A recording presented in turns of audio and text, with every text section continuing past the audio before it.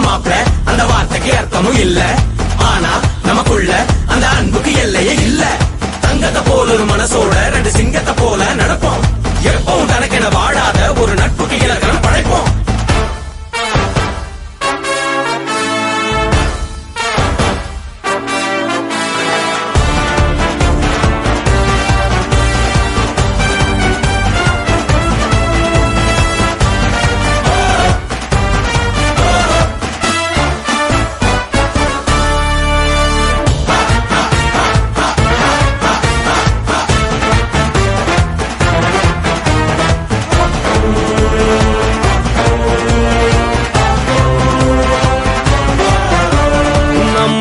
சுவாசம் நின்னாலும் பாசம் மறந்திட பழகலையே.